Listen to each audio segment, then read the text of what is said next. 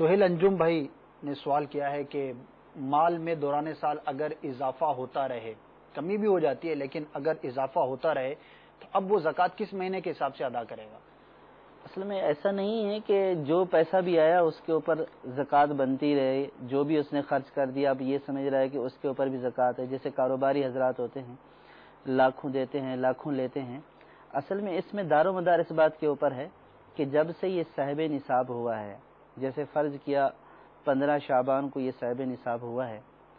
اب اس کا سال شروع ہو گیا. اب 15 شعبان کے بعد سے جو اس کے بعد رقم آ گئی، فرض کیا اس کے بعد 1 لاکھ آ گیا، 1 کروڑ آ گیا، اور پھر جو ہے وہ آدھا لاکھ اس نے خرچ کر دیا، تو اب سارے سال جو رقم آتی رہی اس کا حساب کتاب نہیں کریں گے، بشرط یہ کہ نصاب ختم نہ ہو. نصاب اگر موجود ہے تو اب سال کے آخر میں جو اگلا 15 شعبان آئے گا تو اس میں حساب کریں گے کہ ہمارے پاس اس وقت کتنی رقم موجود ہے. اس وقت جتنی رقم موجود ہوگی تو اس کے اوپر زکوٰۃ ادا کریں گے. ہمیں ہر مہینے کا ہر دن کا حساب نہیں رکھنا کہ آج ہمارے پاس 5 روپے ہے یا آج ہمارے پاس 1 لاکھ روپیہ آیا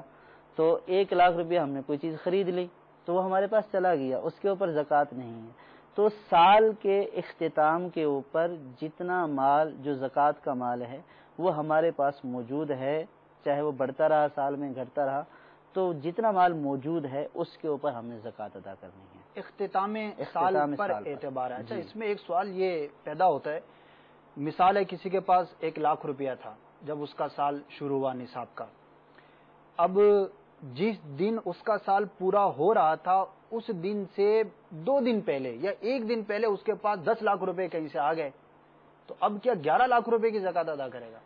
اس میں ایسا نہیں ہے کہ جو بھی رقم اس کے پاس سال میں ہے تو ہر ایک کے اوپر سال کا گزرنا شرط نہیں ہے. جیسے 9 مہینے گزرے تھے، ابھی جو ہے وہ 3 مہینے رہتے تھے تو اس کے پاس 1 کروڑ آ گیا، اب یہ سمجھ رہا ہے کہ 1 کروڑ کے اوپر تو سال گزرا نہیں ہے. یہ جو پہلے اس کے پاس نصاب موجود ہے یہ بیسک ہے، یہ اگر اس کے پاس موجود ہے تو اب جو سال مکمل ہو رہا ہے آخر وقت میں 1 منٹ پہلے بھی اگر اس کے پاس 1 کروڑ آ گیا تو یہ بھی اسی میں شمار ہے، پلس ہو جائے گا. ہو سکتا ہے کوئی سوچ رہا ہو کہ یار یہ کیا مطلب اعتراض نہیں، ویسے ایک ذہن میں سوال آ رہا ہو، کوئی اعتراض کرے گا تو پھر تو وہ پھنس جائے گا کہ یہ کیا بات ہوئی کہ 1 دن پہلے آیا اور وہ سارا شامل ہو گیا. تو جہاں یہ سوچ رہے ہیں وہاں یہ بھی تو ہے نا کہ اگر بالفرض 1 دن پہلے اس کا مال ہلاک ہو گیا یا اس نے خرچ کر ڈالا، اب شروع سال میں 1 کروڑ روپیہ تھا لیکن سال جس دن پورا ہوا اس سے 1 دن پہلے اس نے 60 لاکھ روپے خرچ کر دیے، تو اب ایسا نہیں ہے کہ 1 کروڑ پہ ہوگا بلکہ جو بقیت فقط اس پر زکوٰۃ لازم ہوگی. تو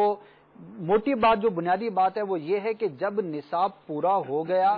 سال کی گنتی شروع ہو گئی، اب دوران سال کمی ہوئی بیشی ہوئی اس کا کوئی اعتبار نہیں، الا یہ کہ نصاب ہلاک نہ ہو گیا ہو، ختم نہ ہو گیا ہو. جس دن سال پورا ہوا اس دن جو مال ایسا ہے جس پر زکوٰۃ ہوتی ہے وہ اس دن جو آپ کے پاس ہے اس کے حساب سے آپ نے کیلکولیٹ کرنا ہے اور اس کے حساب سے آپ نے زکوٰۃ ادا کرنی ہے.